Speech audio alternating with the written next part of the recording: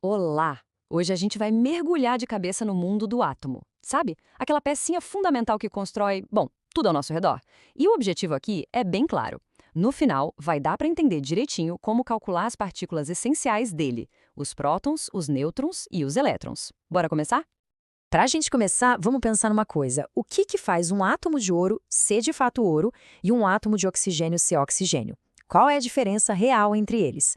A resposta, olha só, está bem no coração deles, lá no núcleo. E é para lá que a gente vai agora. Então, o nosso roteiro é esse aqui. Primeiro, a estrutura do átomo. Depois, como a gente descobre a identidade dele.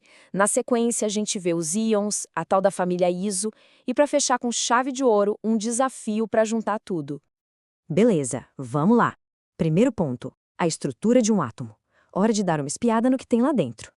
Olha, todo átomo, sem exceção, é formado por três partículas básicas. Lá no centro, no núcleo, a gente encontra os prótons, com sua carga positiva, e junto deles os nêutrons, que são neutros, não tem carga. E girando ao redor desse núcleo, numa área que a gente chama de eletrosfera, ficam os elétrons, que têm carga negativa. Ok, segunda parte. Como é que a gente diferencia um elemento do outro? Tipo, qual é a carteira de identidade de um átomo? A chave para isso está em dois números super importantes, o Z e o A. O primeiro deles é o famoso número atômico, o Z. Pensa nele como se fosse o RG do átomo, sério. É ele que diz quem o átomo é. Esse número mostra exatamente quantos prótons existem no núcleo. E aqui vem um detalhe importantíssimo. Quando o átomo está neutro, ou seja, sem carga, o número de prótons é igualzinho ao número de elétrons. Uma carga anula a outra, tudo em equilíbrio. O segundo número é um número de massa, que a gente chama de A.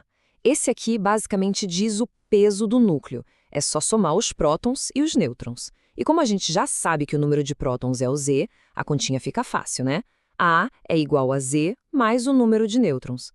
E na prática, a gente escreve assim, ó. A gente pega o símbolo do elemento, que aqui a gente está chamando de X, e coloca esses dois números. O número de massa, o A, vai em cima, e o número atômico, o Z, vai embaixo. Essa é a notação padrão, o jeito que sempre vai aparecer por aí. Vamos botar isso em prática com um exemplo para ficar bem claro. Olha esse átomo X aí. Primeiro passo, achar os prótons. É só olhar o número de baixo, o Z. Então, temos 14 prótons. Segundo passo, os elétrons. Como o átomo é neutro, o número de elétrons é igual ao de prótons. Então, 14 elétrons também. E o terceiro passo, os nêutrons. Para isso, a gente pega o número de cima, o A, e tira o de baixo, o Z. Ou seja, 29 menos 14, que dá 15 nêutrons. Moleza, né? Ok, vamos para a terceira parte. Até agora, tudo estava em perfeito equilíbrio. Mas e quando não está?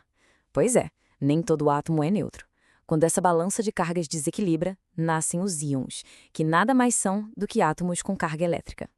Então, a ideia central é essa. Um íon é um átomo que perdeu aquela harmonia entre prótons e elétrons. Ou ele ganhou elétrons, ou ele perdeu. E é essa mudança que dá uma carga para ele. Esse esquema aqui mostra isso perfeitamente. Imagina um átomo neutro. Se ele perde um elétron, que é negativo, lembra? Ele fica com mais prótons do que elétrons. O resultado? Ele vira um cátion, com carga positiva. Agora, se acontece o contrário e ele ganha um elétron a mais, ele fica com excesso de carga negativa. Aí ele se transforma num ânion. Então, para resumir, olha essa comparação. Cátion perde elétrons, fica positivo. Um bom exemplo é o sódio, Na+. Já o ânion ganha elétrons, fica negativo, tipo cloro, Cl-. Simples assim. Chegamos na quarta parte, a tal da família ISO. Porque, olha só, na química, os átomos são tipo uma grande família, com parentescos bem curiosos. Eles podem ter relações bem próximas, mesmo sendo de elementos totalmente diferentes. Essa tabela aqui é uma mão na roda para organizar as ideias. Isótopos, mesmo número de prótons. Isóbaros, mesmo número de massa, o A. E os isótonos, mesmo número de nêutrons. É um jeito fácil de não confundir quem é quem nessa família. Vamos olhar um por um, rapidinho. Os isótopos são como irmãos. São o mesmo elemento porque tem o mesmo número de prótons, mas um é um pouquinho mais pesado que o outro porque tem mais nêutrons. O hidrogênio tem vários isótopos, por exemplo. Os isóbaros já são tipo primos distantes, elementos diferentes, mas que por coincidência têm a mesma massa. Os isótonos são outra curiosidade, elementos diferentes que têm exatamente o mesmo número de nêutrons. E para completar, tem os isoeletrônicos, que podem ser átomos ou íons de qualquer tipo, mas que acabam tendo o mesmo número de elétrons. E chegamos à parte final, o grande final. Agora é a hora de juntar tudo que a gente viu, todas as peças, e resolver um verdadeiro quebra-cabeça atômico. Vamos aplicar tudo na prática. E o nosso desafio é esse aqui. Parece até um caso de detetive, não parece?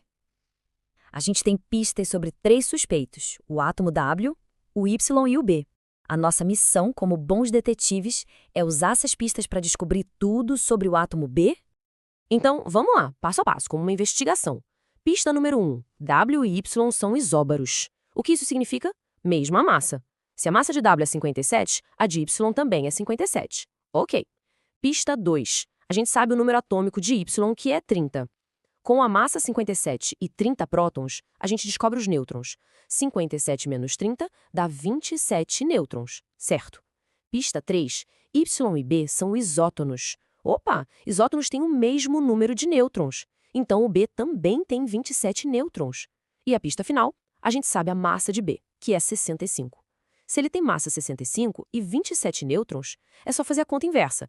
65 menos 27 e 38. Achamos! B tem 38 prótons. E aqui está. Caso resolvido. O átomo B tem 38 prótons e, como ele é um átomo neutro, tem também 38 elétrons. E, como a gente descobriu, 27 nêutrons. Desvendamos o mistério usando só aquelas regrinhas que a gente acabou de ver. E para a gente fechar, fica uma reflexão. A gente passou esse tempo todo vendo como calcular partículas, o que é super útil.